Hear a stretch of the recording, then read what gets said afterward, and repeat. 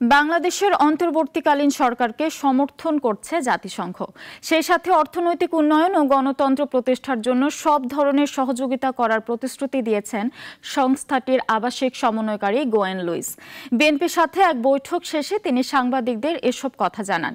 আর বিএনপির নেতারা বলেন, বাংলাদেশে মানবাধিকার ও গণতন্ত্র নিয়ে উন্নয়ন সহযোগীদের শঙ্কা কেটে গেছে। বিস্তারিত রাশিদুল কাদেরের রিপোর্টে। দেশের অন্তর্বর্তীকালীন সরকার গঠনের পর মানবাধিকার, গণতন্ত্র, অর্থনৈতিক উন্নয়ন সহ চলমান সার্বিক পরিস্থিতি নিয়ে আলোচনা করতে সকালে গুলশানের বিএনপি কার্যালয়ে আসেন জাতিসংঘের আবাসিক প্রতিনিধি গোয়েন লুইস। বিএনপি মহাসচিব সহ দলের সিনিয়র নেতাদের সাথে বৈঠকে বসেন তিনি, যা চলে প্রায় 1 ঘণ্টা ব্যাপী। পরে সাংবাদিকদের সাথে কথা বলেন জাতিসংঘ প্রতিনিধি ও বিএনপি নেতারা। গোয়েন লুইস বলেন, বাংলাদেশের সব রাজনৈতিক দল ও সুশীল সমাজের সাথে তারা কথা বলছেন। সহিংসতা বন্ধ করে কিভাবে অর্থনৈতিক অগ্রগতি হতে পারে সে বিষয়ে গুরুত্ব দিচ্ছেন তারা।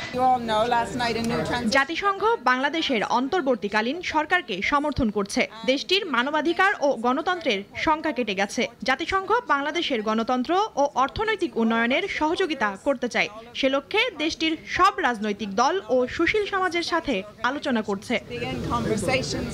আর বিএনপি নেতারা বলেন, তাদের সাথে কথা হয়েছে, সব শঙ্কা কেটে নতুন বাংলাদেশ গড়া হবে। আমরা সবাই মিলে আগামী দিনে বাংলাদেশ কিভাবে করব, আমাদের পার্টনাররা, UN is a major partner, এবং তাদের সমর্থন প্রয়োজন আছে এবং তারা সেই সমর্থন দিতে রাজি আছে এবং সবাইকে নিয়ে কাজ করতে রাজি আছে। আমরা সবাই মিলে একটা নতুন বাংলাদেশ করব আগামী। বৈঠকে জাতিসংঘের আবাসিক প্রতিনিধির সাথে ছিলেন সংস্থাটির মানবাধিকার বিষয়ক সমন্বয়ক হুমা খান।